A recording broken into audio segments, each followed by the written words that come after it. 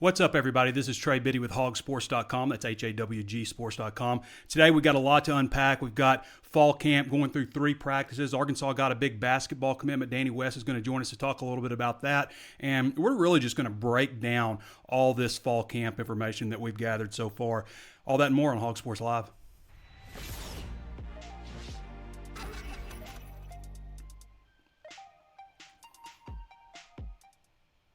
Okay, first thing I want to get to, everybody, I've got to mention the promo that we're offering right now. It's right now at hogsports.com. You can get the site 6 months for the price of 1. Let me bring this graphic up real quick so everybody can see it. Where are we at? That's not it. Anyway, we're offering the deal right now, the biggest deal of the year, 6 months for the price of 1. This is going to end tomorrow. This is the last time that we're going to offer this deal ever. They didn't want to let me run it at 24/7 Sports, but I said we got to run the six for 1 deal. So basically how it breaks down, you're going to get the best Razorback coverage available, the best insider recruiting news that's out there. For the price of 1 month over 6 months, that breaks down to $9.95 total.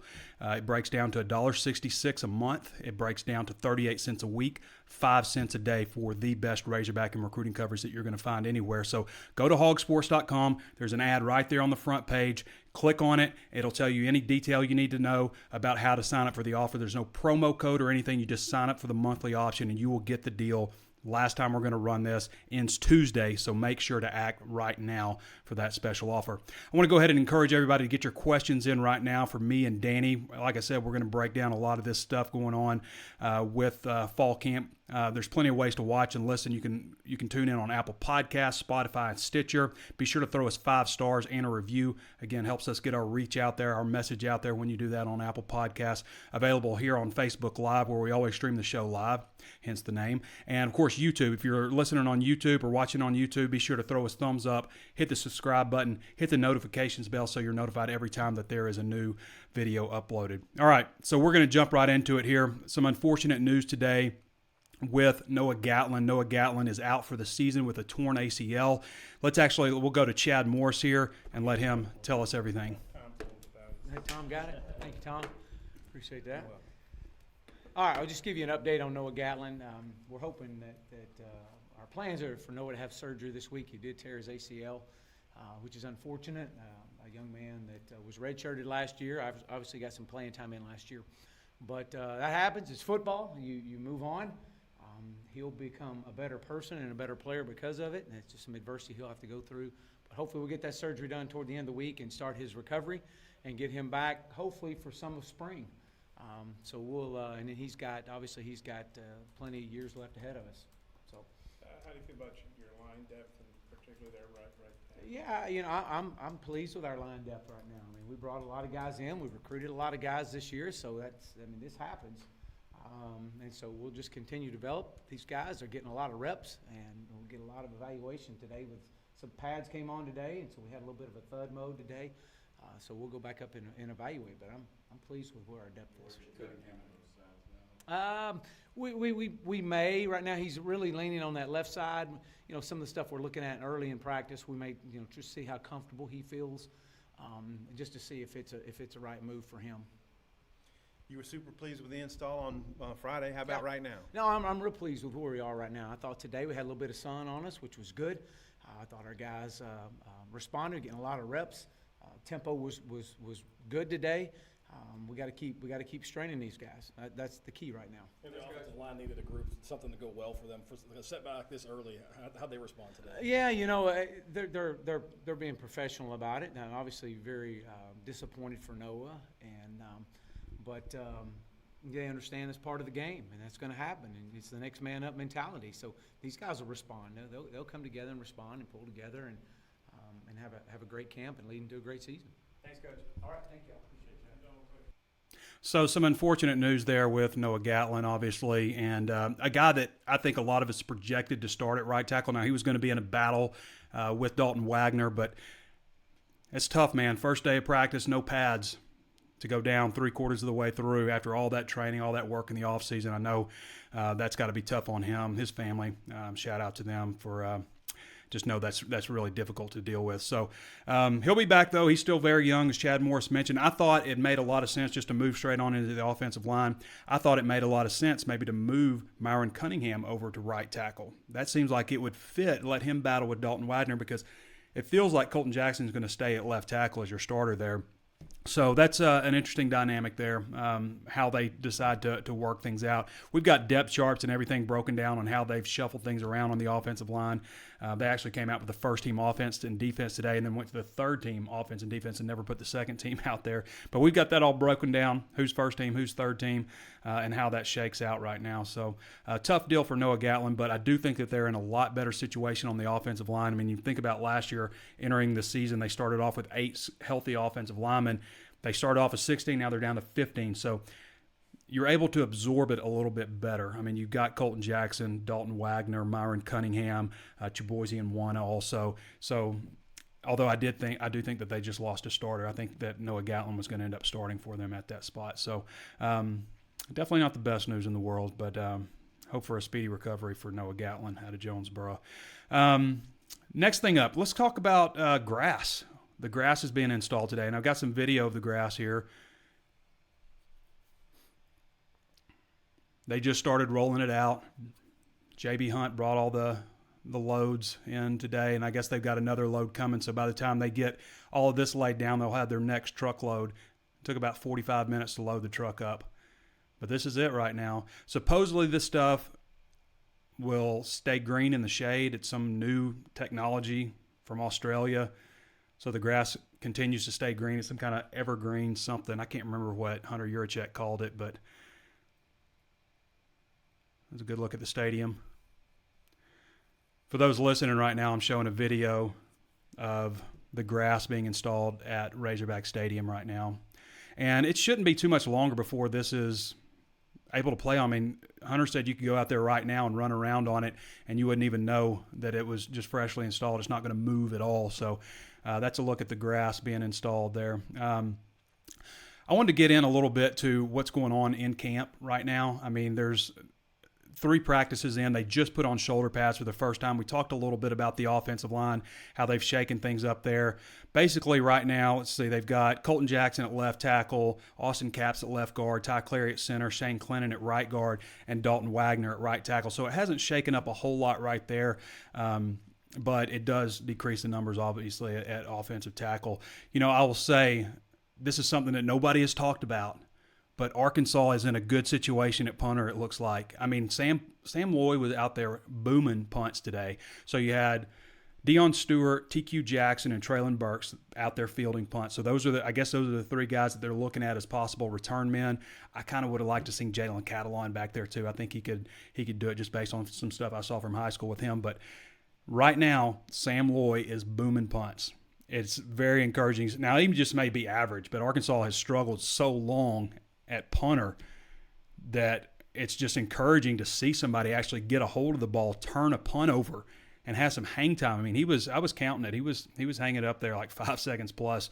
So very encouraging to see. Sam Loy, probably the most underrated transfer that's out there right now. Had an interesting discussion with him day before yesterday at media days, and he actually left Vanderbilt originally. He has celiac disease. So celiac is basically, you see all this gluten-free stuff. A lot of people know what it is. It affects like 1% of the population, not a lot of people. But he was really struggling with it at Vanderbilt. I don't know if they were getting gluten in the food, I don't know, but he was struggling with it. So that's why he ended up transferring to Colorado. Colorado, he had a coaching change. They weren't able to honor the scholarship that they'd promised him, so he decided to come somewhere where he could get a scholarship. So that's how Sam Loy ended up at Arkansas, and man, they needed him. I mean, we've talked several times about maybe finding a guy in the transfer market from a small school who wants to play his last year at Razorback Stadium and Oxford and Arlington and Baton Rouge, Tuscaloosa, some great venues to play your senior year there. But Sam Loy, that's a great addition at punter from what I've seen so far. Something that they absolutely need. Punting has been just terrible the last couple of years. So nice addition there. Quarterback still battling it out. I will say my first impression of KJ Jefferson, he looks incredibly smooth out there and comfortable. Good size on him. Really like what I've seen out of him so far. Ben Hicks, has kind of been the same, just kind of more of a steady, consistent guy. Now, he did throw an interception today on the second play in team. He threw it straight to Dijon Harris. He picked it off. Other guy had an interception was Jalen Gatlin working with the third group. And Gatlin almost had a fumble recovery. Devon McClure stripped Traylon Smith with the third group. But Gatlin had a pick six today, and Dijon Harris had an interception. So a couple of big plays by the defense. They obviously win the belt for having a lot of turnovers. They get if you have 3 turnovers in a practice, and then that's it for you. So, but Nick Starkel, this is something I asked Nick Starkel on Saturday. I said, I get my days confused, but why are you taller than all the 6'3" guys out there? He's listed at 6'3". And he goes, I've never been 6'3" since I've been in college. He's 6'4"3/4" is what he says he is. So I don't know why he's listed at 6'3", but he's taller. I keep saying, man, he looks taller than 6'3". He's just long, I guess, but he's taller than all the other 6'3" guys out there. So Nick Starkel can really hum the ball. He doesn't put a lot of times you see quarterbacks trying to get it downfield and they just put everything they've got into it. But he's just, it's just natural. He just kind of whips it. He's got those long arms. I really think when we're all said and done here, we're going to be talking about Nick Starkel being the starting quarterback. I've got to say, though, I'm intrigued with the future with KJ Jefferson. I really like what I've seen so far. And I've seen him in person. He came to camp last year, so I've seen him in person, but I've been pleased with what I've seen. Rakeem Boyd looking good. Traylon Smith awful quick. I think that TJ Hammonds looks good. TJ has trimmed up a lot. He told me he got down to about 5% body fat, and he was at 14% body fat, so he trimmed up a lot. I can see in his arms and his shoulders that he's more cut up. But he talked to me a lot about getting his body right and getting healthier in that capacity. Today, Trey Knox was running with the first team at wide receiver, and they've had Mike Woods. I think it's going to end up being Trey Knox, Mike Woods, and maybe Deion Stewart in the slot as the starting wide receivers before everything shakes out. Knox is obviously very impressive looking. Trey Burks has done some things that I've been very impressed with. He is a linebacker playing wide receiver. He's 6'3", 223, looks fantastic. They've got some real weapons. That's one of the things about, when you look at these newcomers, you just see different body types out there. And wide receiver is just tall, big body guys. TQ Jackson's another one that looks really good. Tight end, they actually had Chase Harrell running with the first group today, but it's CJ O'Grady. CJ O'Grady's going to be the number 1 tight end with this team. He was actually working with the third group, and they had Dalton Wagner and Myron Cunningham, also working with the third group, and those guys aren't necessarily third group guys. So maybe they were trying to give the quarterback a little bit of, some targets and some protection. But I will say, man, those wide receivers look really, really good. And KJ, looking down the road, I think it's down the road a little bit with KJ, but man, that adds a different dynamic. There's some people that we've talked to behind the scenes who think they really hit the jackpot with KJ Jefferson, possibly, just based on what they've seen from him so far. But good-looking group of wide receivers. Of course, Hudson Henry. I got to mention Hudson Henry. He's done some very good things. He reminds you a lot of what you saw out of his brother when he was a freshman. Reminds me a lot of C.J. O'Grady also. Those guys are very similar players. We talked a little bit about the offensive line. Colton Jackson, Austin Capps, Ty Clary, Shane Clennon, Dalton Wagner. Myron Cunningham's going to be pushing for a starting job, but they say they're going to keep him over on the left side. But Bo Limmer actually working at center. I kind of thought that was a Ricky Stromberg spot, but Ricky Stromberg's been working at right guard with the third group. Yeah. That's pretty much for offense. Those wide receivers are very impressive, including Hudson Henry. That's really the standout thing. And on defense, man, some of these defensive linemen, I say Colin Clay. Colin Clay looks fantastic. He is a big dude to be playing defensive end. You got Eric Gregory and Colin Clay at defensive end. Those guys are huge, possibly future defensive tackles. Two really big guys. And then you got Mateo Soli, who's fantastic looking, super fast off the ball.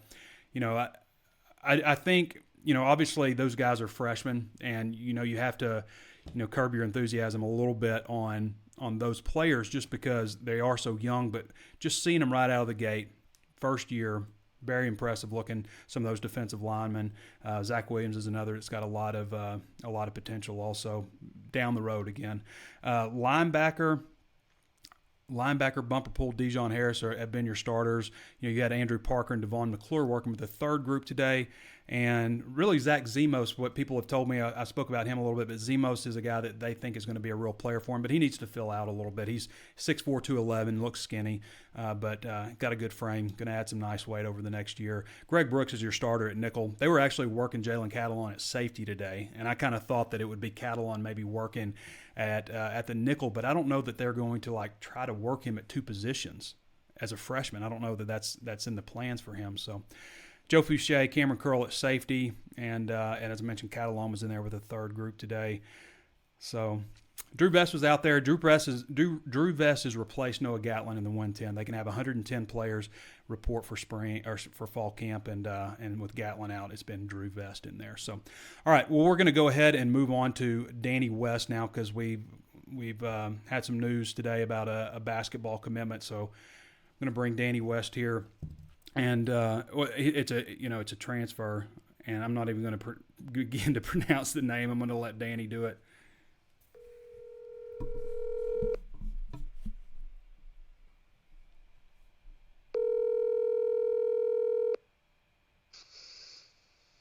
Trey Biddy. What's up, Danny? How you doing, man? I'm just telling everybody that Arkansas got a basketball commitment, a transfer from Stetson, and I'm going to let you say the name.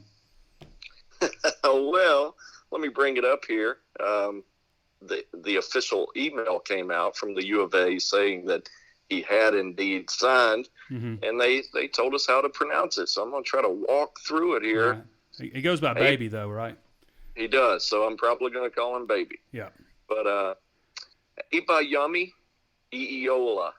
You nailed it. I think you nailed it. I think you got it. Well, I appreciate that. That's Thanks. it. Do it again for everybody out there. A little slower. Baby. How's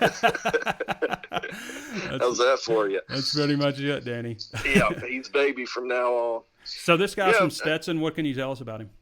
6'9", 210 guy. He's originally from Atlanta. Went to high school there in Atlanta. Went to Stetson. I think he started 8 of 32 games as a true freshman.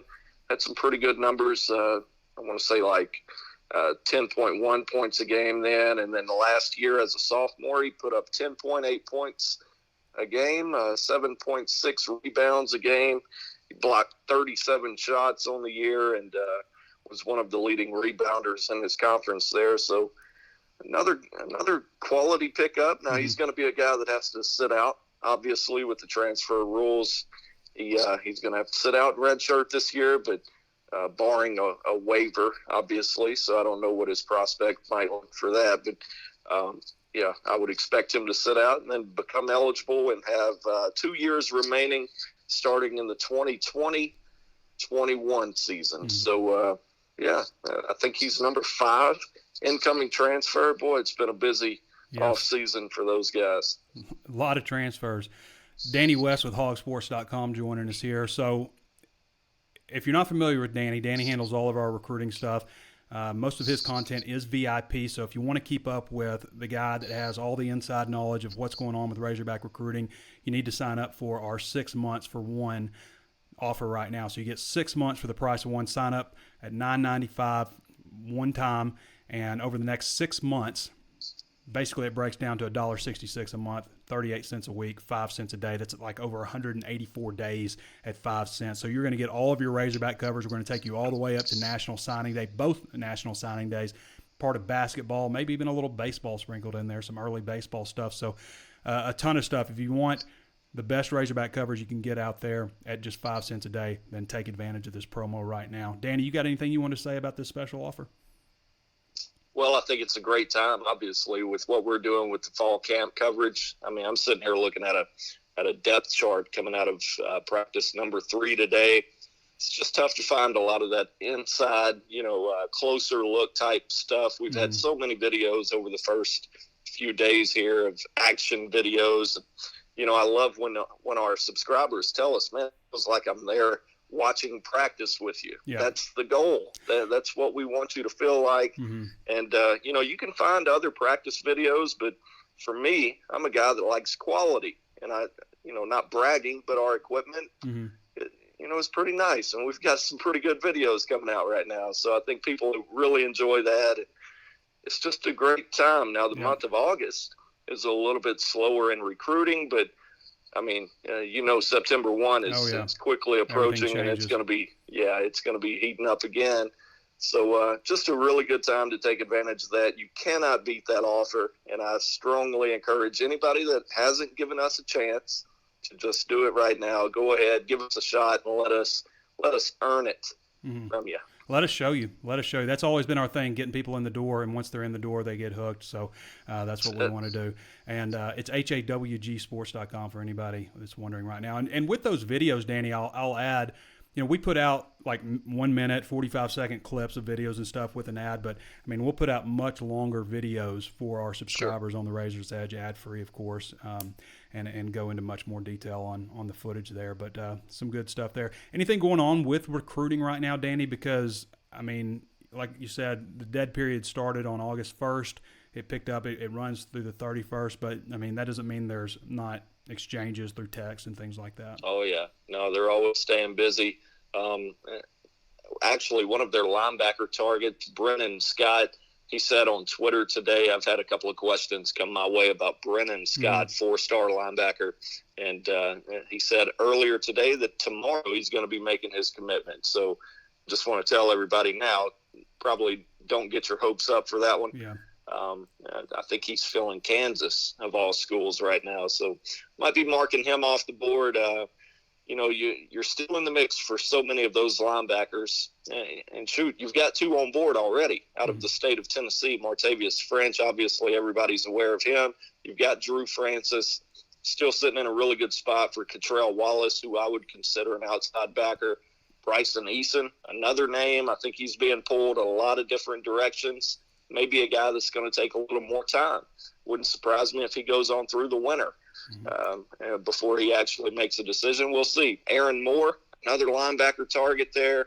Josh Emmanuel, a kid out of Dallas Bishop Dunn. He's actually a teammate of Brennan Scott. So I've kind of been going over the linebackers today and, just taking a closer look at what they've got left on the table, and that's kind of where my focus is at the moment. All right, Danny, any last words of wisdom before I cut you loose? No, I'll tell you this. It's been great being back at practice. Yeah. I like what they're doing, splitting the 2 fields. Joe Craddock talked about it last week. Obviously, I think we kind of messed up today, Trey. We probably should have split up, and one of us go watch the 2s and 4s on one field. But, yeah, we'll know tomorrow, won't we? Yeah, I broke down. I actually put a depth chart out and listed the 1s and the 3s and just left the 2s empty today because I wasn't able to see who was going out with the 2s. But we'll fill it up tomorrow, no doubt. It won't be long, though, before they stop doing that. I mean, they got to focus after, a week and a half, something like that. Yeah. They got to start focusing in on who are the guys they're going to put out on the field to help them win. And it's not the 3rd and 4th team guys. So, how about those young guys, Trey? I want to quick note. I haven't been watching the show before you called, but I would imagine you've talked at length about some of those guys. Boy, they look good to me. We touched on it. I mean, it's a good looking group. I mean, hey, I'll tell you who looks good right now. Jamario. You see Jamario out there? Jamario Bell. So Jamario Bell has always looked good. He's always been a good looking, long rangy guy, a guy that can dunk it from the free throw line. But this dude's arms now, I went up to him, I was like, what in the world, man? You look huge. He's up to 265 pounds.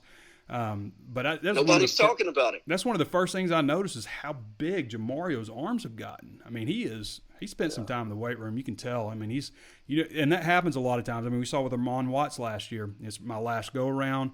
It's time for me to put it together. Another guy I would say like that would hopefully be C.J. O'Grady. He's capable of putting together a big year. So. Absolutely. But we touched on some of those guys. I mean, Colin Clay.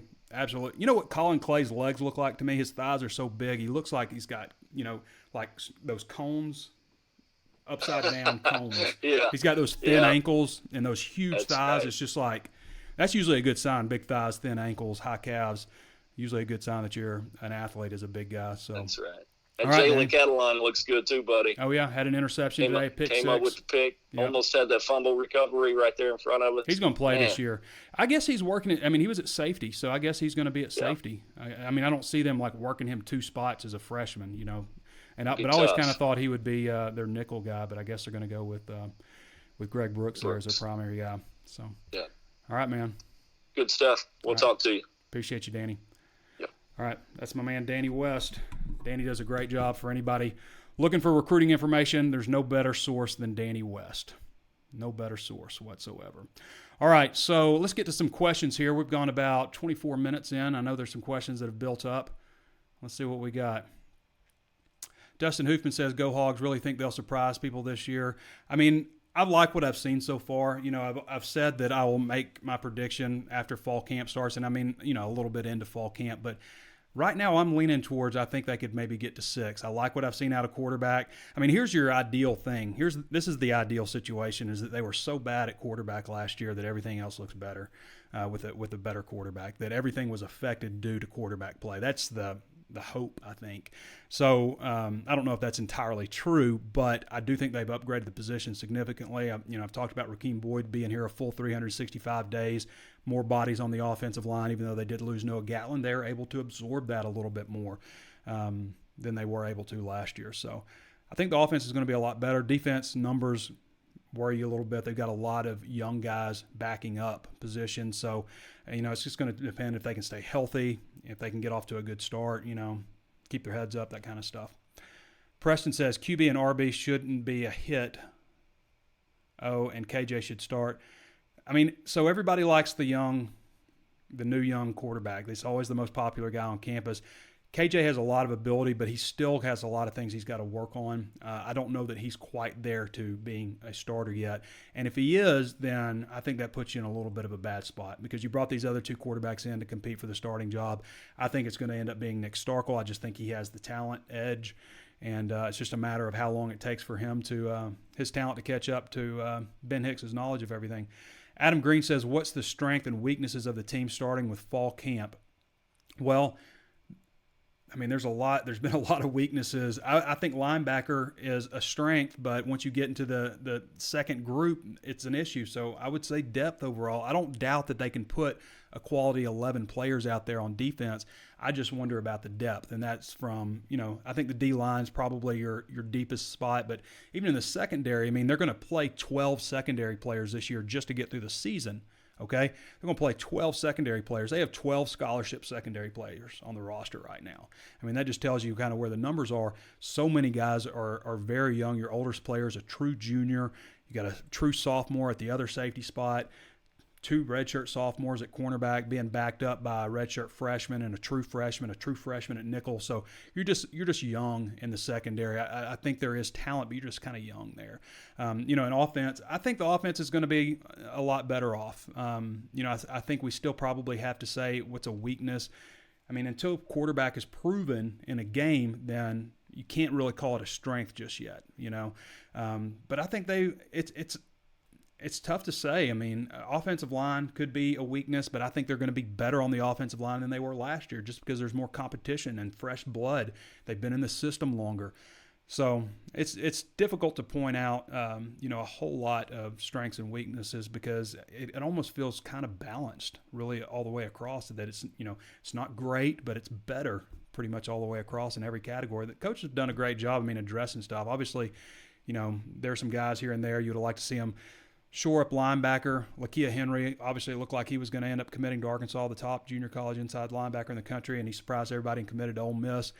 That would have been a nice addition, but I think they've done about as good as you can in terms of addressing some holes in the offseason, especially at quarterback. Shane Reed says, did we land any big recruits that came to the barbecue? Nobody committed out of the barbecue. Now, that doesn't mean that players won't commit from the barbecue. I mean, last year we saw a lot of players that went to the barbecue and committed later, but nobody came out of the barbecue committed. But that doesn't mean that they're not going to have any commitments out there. Right now they're at 16 total commitments, I guess, if you count Luke Jones and is that right, 16? If you count Luke Jones and Traylon Smith, who are blue shirting to that class, then it's 16. If it's not, I mean, right now they've got 2 spots available for the class that is just enrolled, so they can count those 2 players to that class and still sign and take that number down to 14. Hayden Bradbury says, what's the role going forward with TJ Hammonds? I mean, a running back, but I think you're going to see him motion in and out a lot. I think that he can do that. Now, is he going to be one of the top 2 backs on the team? Probably not. But he's just a junior. I think he could really help them this year and then help them again more next year. He's trimmed down a lot. He says he knows how to take care of his body. He hasn't done that before. He hasn't been as good about that, I guess, in the past. But TJ Hammonds, I'd say TJ's a guy to keep an eye on. I mean, we know that he's shown flashes here and there. He's just got to be more consistent. Kyle Aaron Johnson says, do you think Traylon Burks has a better shot at the NFL playing linebacker? I think he's kind of like a Devin Smith type, a guy that could play running back or linebacker. In Burks' case, wide receiver or linebacker. Heck, he could play running back probably if he wanted to. But that's difficult because I haven't seen him, on the college level playing linebacker. I know what he did in high school. He's a devastating hitter, just great instincts. Probably could end up doing both, but he fits the mold of Andre Johnson, 6'3", 225. I mean, there have been wide receivers in the NFL that are big and heavy like that, but he looks like a linebacker out there. But except for he's extremely quick. I mean, I've been very impressed with what I've seen from Burke so far. Now, Trey Knox to me is on a little bit different level from everybody so far, and part of that is I maybe just haven't seen enough of Traylon yet. But Knox is an impressive looking athlete. Preston says, KJ is the best quarterback, hands down, freshman or not. I don't know if I would say he's the best quarterback right now. Now, potentially, okay, maybe. I don't know if I would say he's the best quarterback on the team right now. Jared Jackson says, how's Marcus Miller? Marcus Miller looks incredible. I mean, that's how they're supposed to look. He is put together. And that's another guy that nobody's talking about, Marcus Miller. I mean, when you think about his recruitment, he was injured a lot as a sophomore, doesn't have a whole lot of junior tape. So he's been injured a lot and didn't go to any camps. Warren produces a ton of athletes, but not a ton of coaches go down there, I guess. So he's probably one of the more unknown recruits that signed Division I in the country. I mean, nobody really knew a lot about him. It's one reason he was, pretty lowly rated, a low 3-star. But I think Marcus Miller is going to be a good one for him. Brian Nutt says, I'll roll with Starkel at QB1. Nothing against Hicks, but Starkel just looks the part. He also has SEC experience that is crucial. I like KJ, but he's just a freshman. He looks like the future for sure. I think I can get on board with that, Brian. I think I would agree with most of what you said there. I do think that Hicks brings a lot of good qualities in terms of knowing the offense inside and out. I mean, nobody on campus knows the offense aside from the coaches as good as Ben Hicks does. But Starkel does have, I think, a talent edge. Starkel told me he's better at throwing the ball 50 yards downfield than he is on bubble screens. Jared Jackson says he's a beast for sure. Chase Hogan Jones says the defense apparently showed out today. Wonder how many interceptions we'll see this year against elite defenses. I guess you mean elite offenses. Well, they did. I mean, they had a good start. Now, this is based on 20 minutes practice we were allowed to watch today. But on the second play in team, Dijon Harris picked off Ben Hicks, and then the third play with the third group, it was Jalen Catalon picking off John Stephen Jones for a pick 6. And then Traylon Smith was stripped. Devon McClure stripped Traylon Smith. Traylon Smith got on it. Jalen Catalon was pouncing on it, trying to get on it too. All right, I want to remind everybody again real quick to like, share, follow, comment if you haven't done so already. Plenty of ways to watch and listen to the show. Facebook Live, where we always stream it live. YouTube, be sure to subscribe, hit that notifications bell. Throw us a thumbs up if you haven't done so already while you're watching this video on Facebook Live also, or YouTube. Available on Apple Podcasts. Throw us 5 stars in a review, and Spotify and Stitcher. Plenty of ways to watch and listen to the show, and also Megaphone as well. Chase Hogan Jones says, I'm a proud Hog Sports subscriber. Even had a problem with the sign up, and support was top notch and surprisingly quick. Well, I appreciate that, Chase Hogan Jones. Be like Chase Hogan Jones. Be like Chase Hogan Jones and sign up for our special offer. Let me bring the graphic up one more time here for everybody listening. 6 months for the price of one.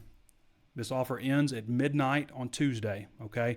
Midnight Tuesday. This is the best offer that we've ever done. As I've said before, they weren't even sure that they wanted us to do it. They wanted to do a 3-for-1. I said, we'd do a 6-for-1. We'll get them through the door. And once we get people in our door, that's always the hardest thing. People realize what we offer. We hear a lot of reporters say, and a lot of people say everybody's getting the same thing. There's no this and that. But I would say not everybody's working hard enough, because we bring a lot of inside information that you can't get everywhere else, especially with Danny when it comes to our recruiting news. Danny doesn't just tell you what happened. He tells you what's going to happen. If you want to stay on top of it for 5 cents a day, people, this is 5 cents a day for the game. I think I'm okay. Okay, we've been doing this for 16 years now. Danny's been with me for a decade, and for a decade we've been the largest team site in our category on the Razorback. So Get on there and sign up, hawgsports.com. No promo code needed. Just go to the site. You'll see the banner ad right there, or you can go to the top right and click join, select the monthly option, and you are going to get the deal. So don't worry about a promo code or anything like that. You're going to get set up. All right, back to it. We got some more questions here. I want to get to the rest of these questions. Drew Hazen says, I think the football team is going to surprise a lot of people. I think they're going to be okay.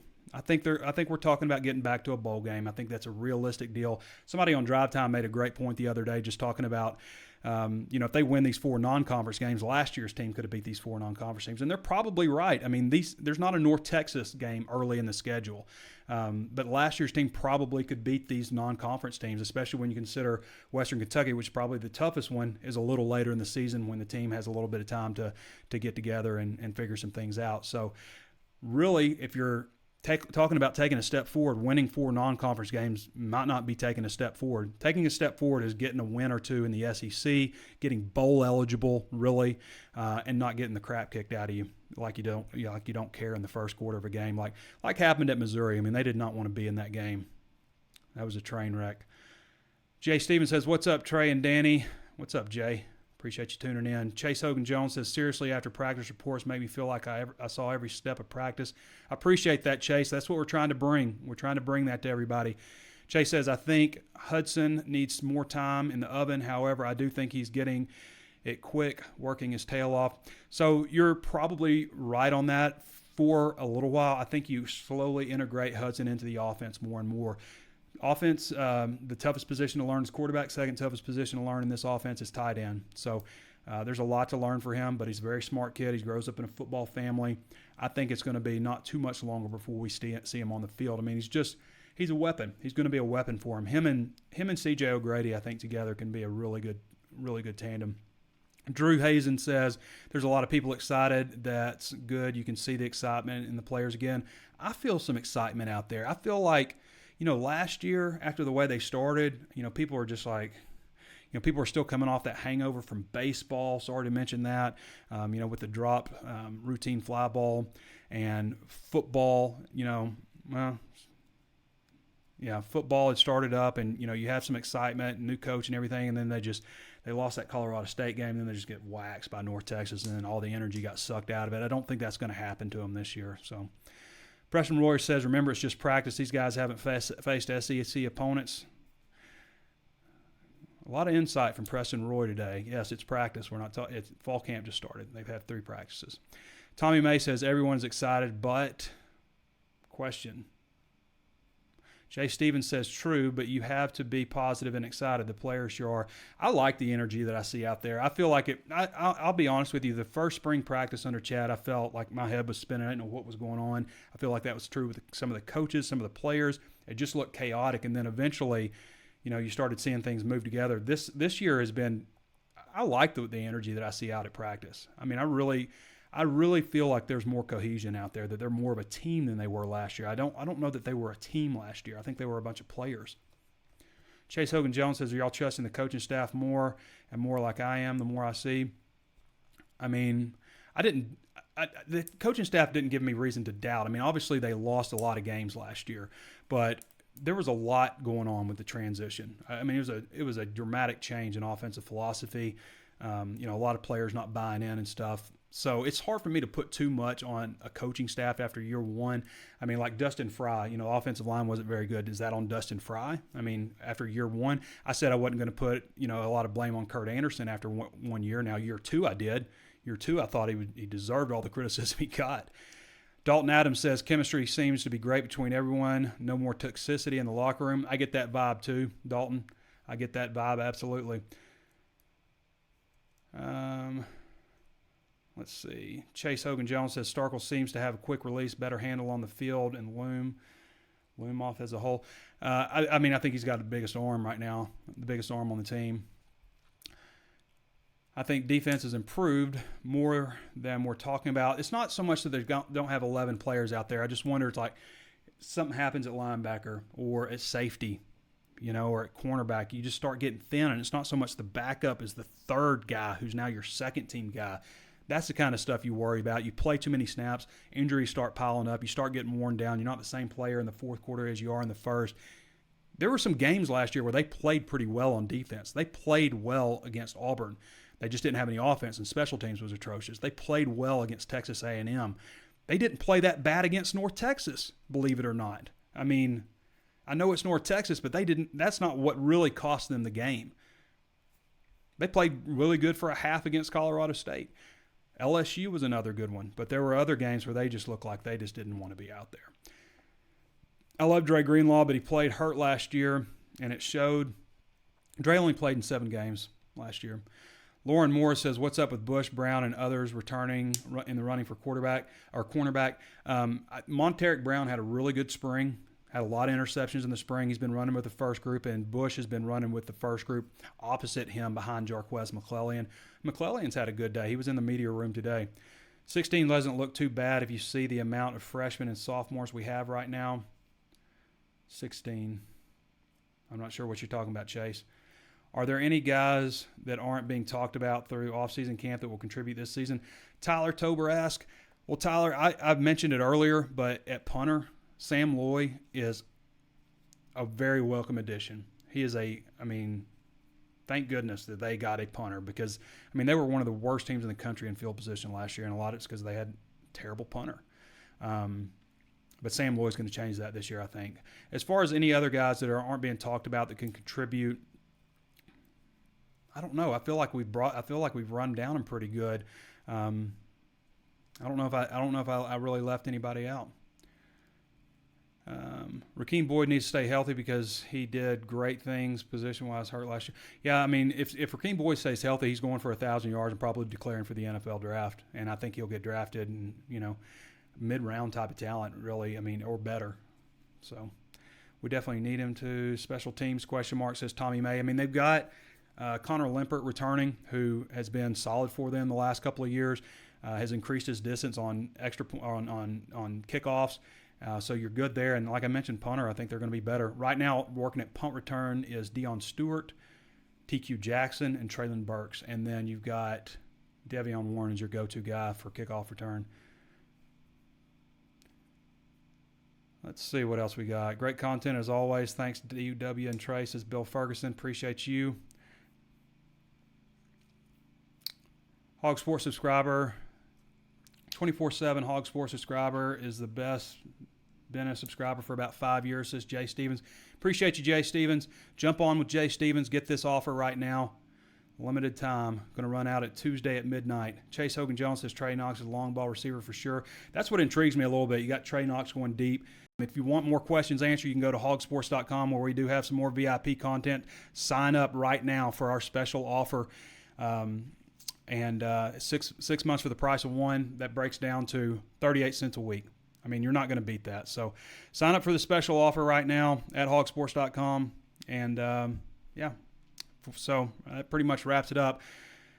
We've got a lot more questions on here. I'll maybe try to jump in here and answer them later, but we got to wrap up the show. We go about 42 minutes, and we've already gone past that. So for Danny West, this has been Trey Biddy with hogsports.com, and we will catch you next time.